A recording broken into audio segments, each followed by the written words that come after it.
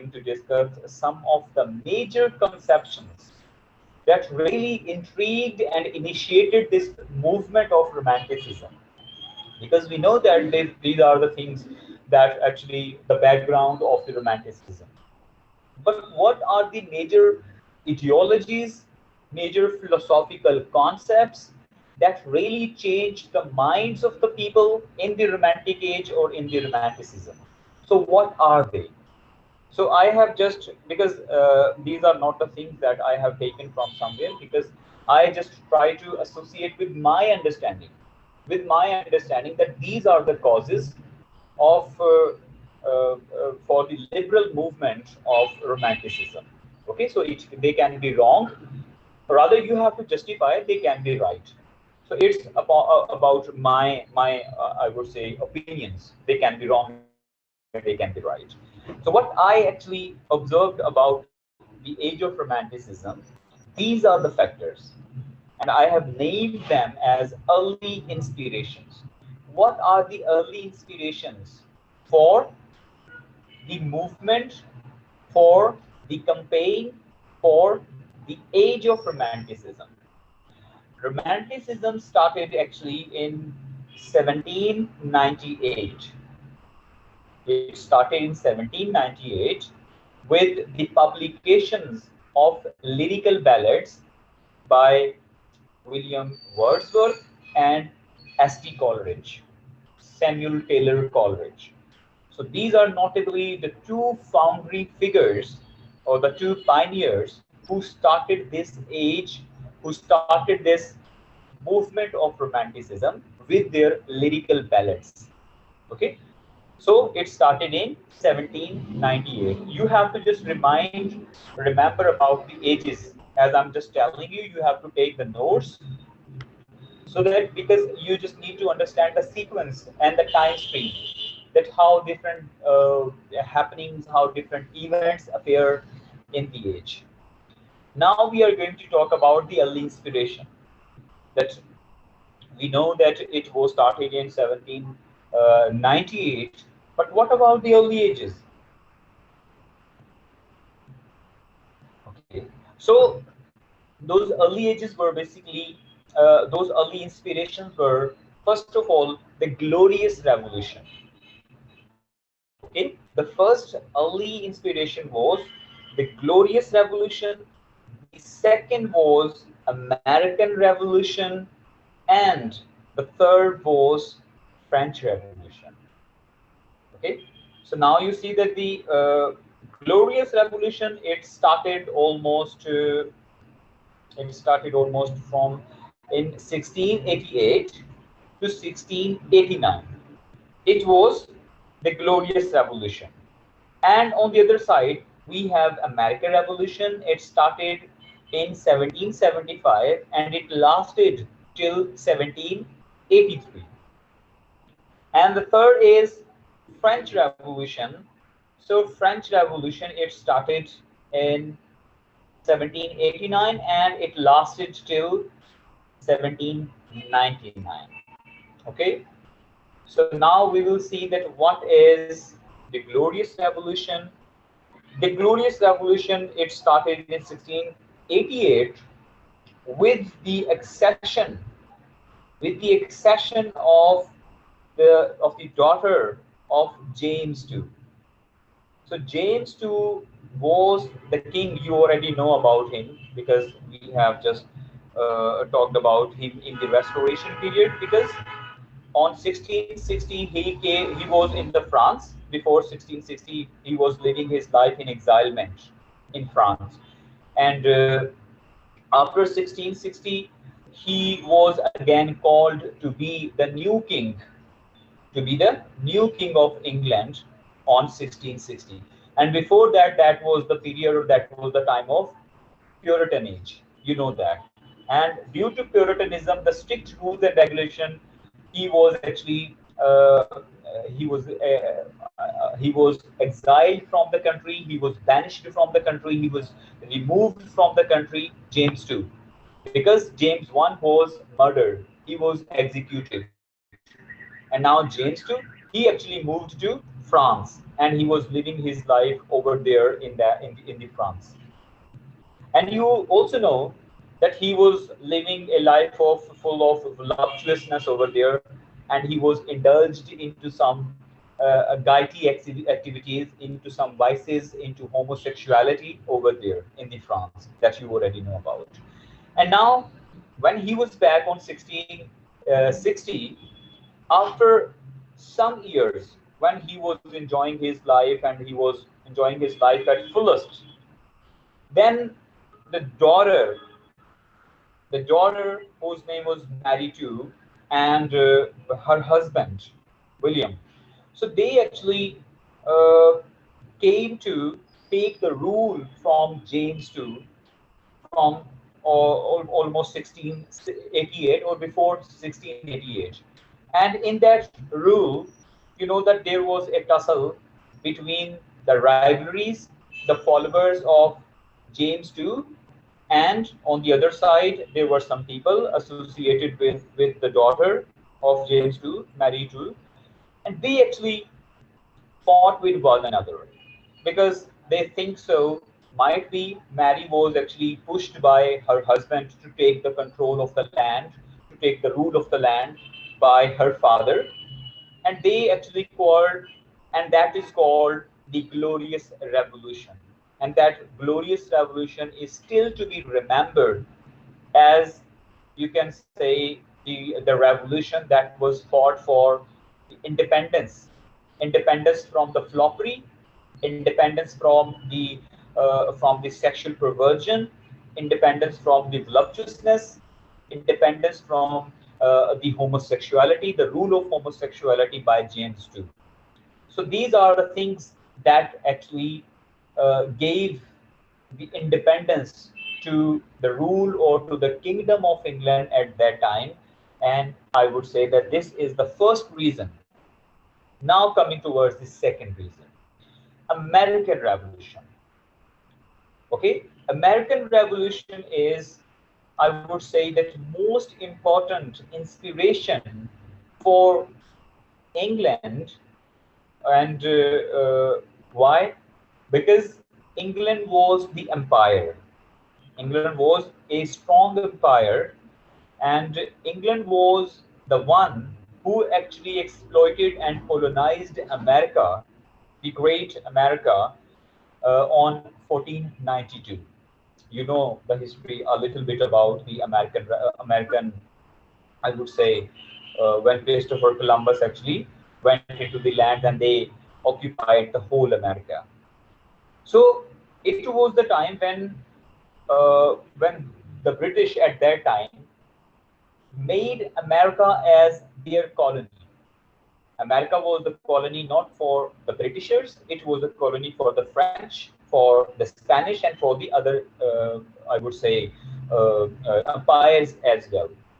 So now you see that from 1492 to 1775, America remained a 13th colony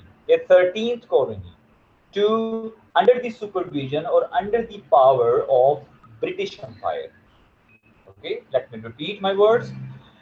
America remained subservient or subjugate or colonized under the power of British Empire from 1492 to 1775. Okay, so you can count the years and how many years they are.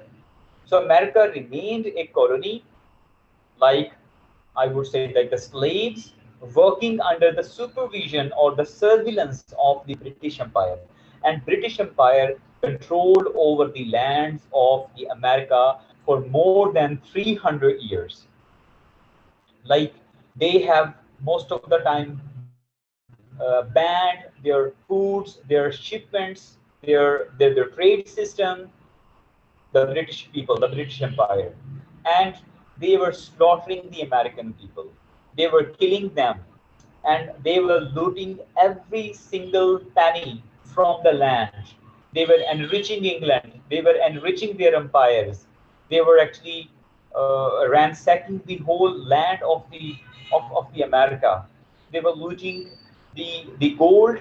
They were looting the silver from that land, all the metals and the minerals. And then England became the Great Britain. The Great Britain, just with the power, with the wealth, with the gold of the Americans.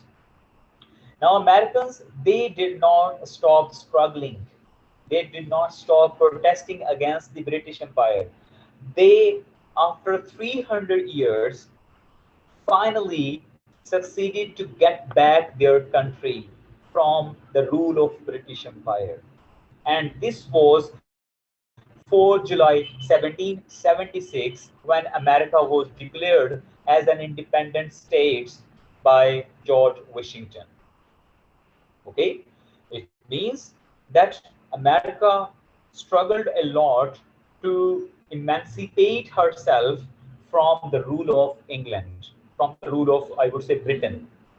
For almost 300 years, America remained a colony, and now America has become independent nation, independent state, sorry, and America now can practice her own laws, constitution, and everything. So now this was the second inspirational reason that spread all over the Europe, because people were thinking that America remained consistent to get its freedom back by the savagery of the British people. And ultimately, America was succeeded by the British. After the struggle of 300 years, America was succeeded. And America was declared on 4 July 1776 as an independent state.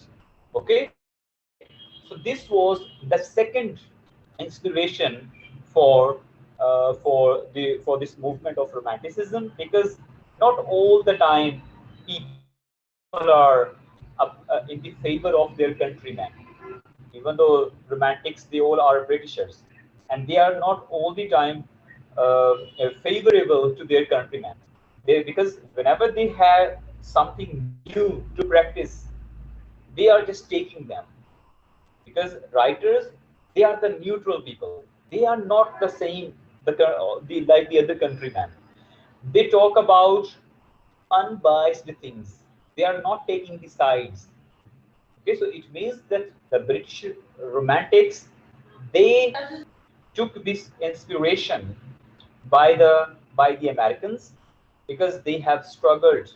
They have struggled to get their freedom back by the Britisher, because they fought it for so long. They fought it for almost 300 years to get their freedom back. The third reason, it is the French Revolution. French Revolution is also, it started from 1789 till the 1799, when Napoleon Bonaparte, he took the control of the land, and then he was a general, a military ruler.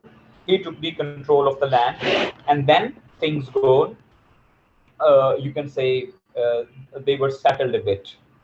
But before that, French Revolution, it was started. And how it was started?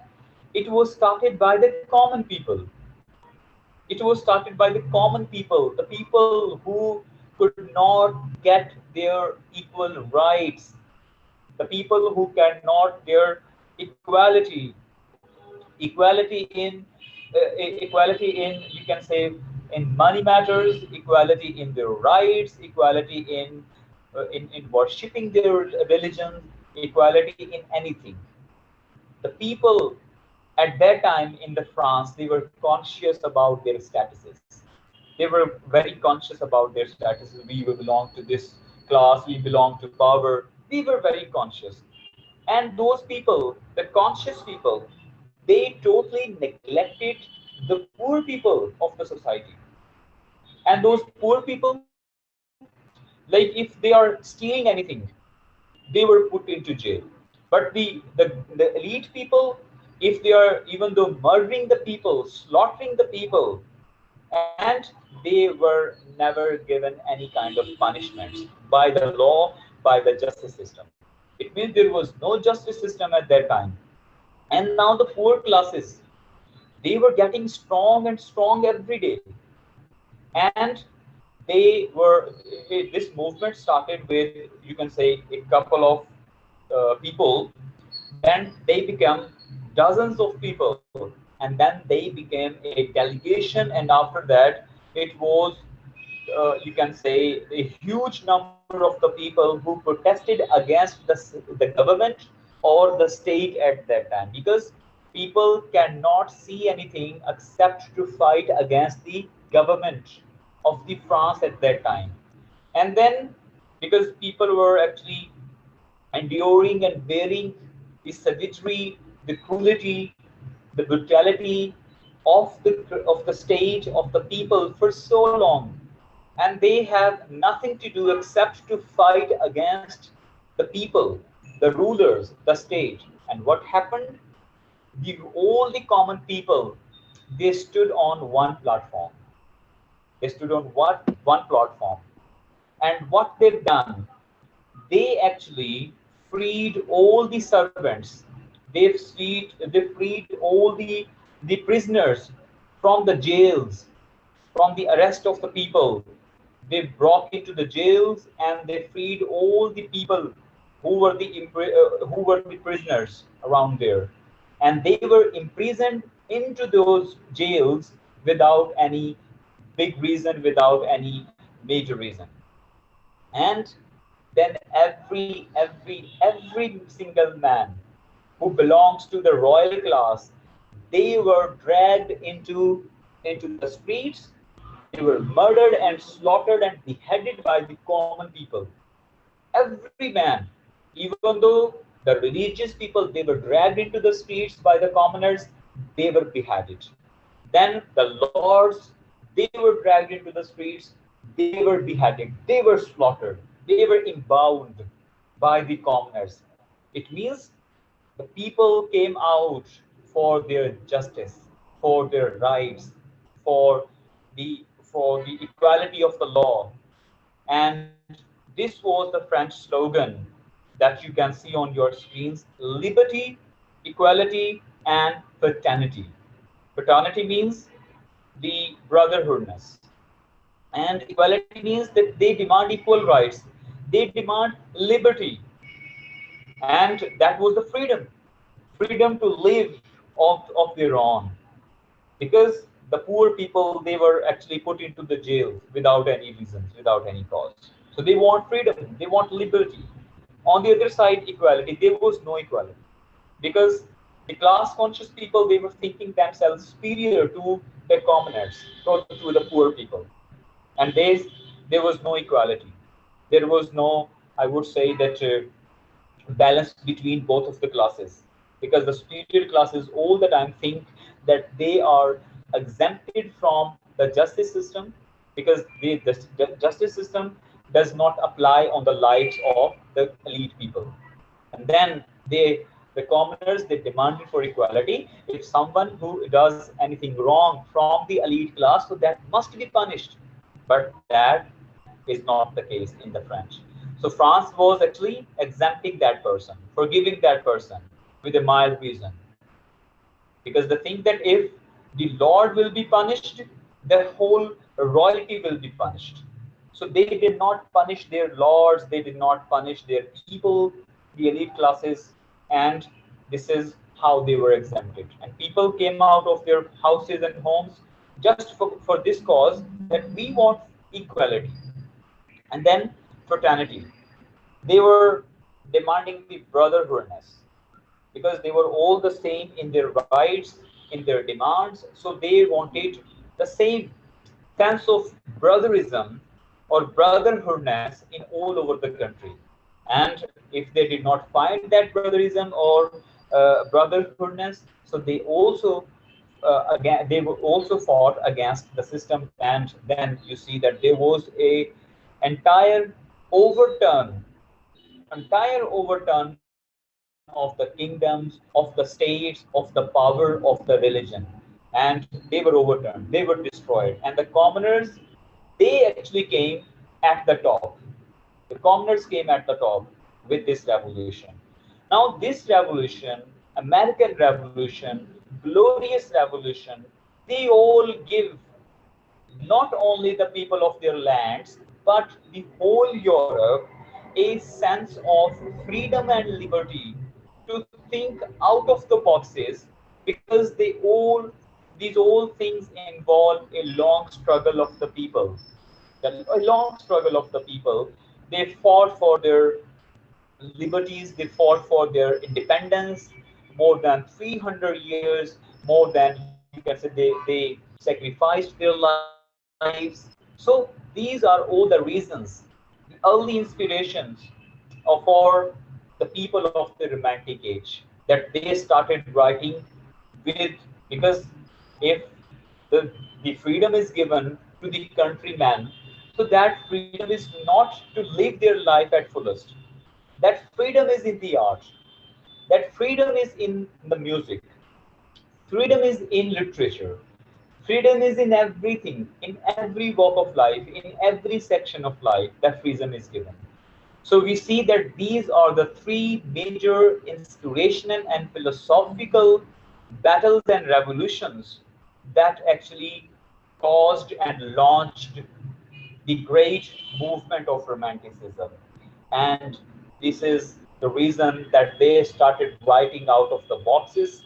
They started writing something new with a new spirit that does not include the old tradition, that does not include the old standards, because the people have fought with the old standards and with the old fashions.